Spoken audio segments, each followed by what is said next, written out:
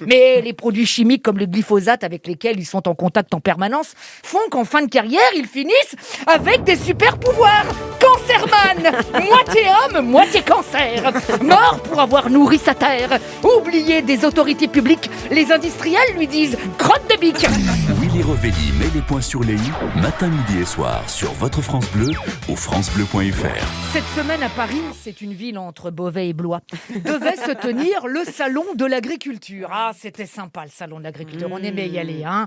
Moi, le petit bobo avec ma veste Couples bien cintrée, j'aimais caresser du bétail du bout de mes doigts crémés. Je vivais le shabadabada avec les animaux de la ferme, caressant là un petit groin humide, tâtant là des papates arrière, titillant ici des croupes offertes, frôlant enfin des piches chatoyantes de vaches rebondies, mais avec retenue, car nous sommes en plein mouvement me-tout. Oh, pardon madame, ça va, pas fait exprès, hein.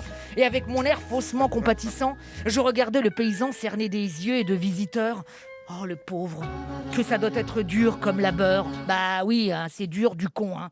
Un agriculteur travaille entre 12 et 15 heures par jour, 6 jours sur 7 avec 2 semaines de vacances tous les 10 ans pour 1000 balles par mois. Ils font pousser des légumes et à la fin, ils n'ont pas un radis. Mais les produits chimiques comme le glyphosate avec lesquels ils sont en contact en permanence font qu'en fin de carrière, ils finissent avec des super pouvoirs.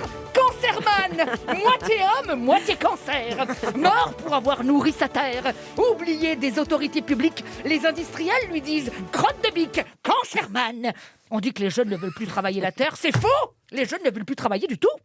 Pourtant, il y en a encore qui se lancent dans la folle aventure de la ferme, bravant les orages, les sécheresses, les inondations, la neige, les giboulées, la peste du porc, la folie de la vache, la fièvre de la chèvre, les puces, les poux. Oui, ce sont des héros. Les agriculteurs s'occupent de remplir le garde-manger de la France. Et quand on voit comment se portent Gérard Depardieu et Gérard Larcher, on se dit que nourrir la France, c'est un sacré boulot. Hein. Pourtant, ils sont là, invisibles anges gardiens, dans tout notre quotidien. Quand le matin, on mange notre bol de céréales arrosé de lait, c'est eux.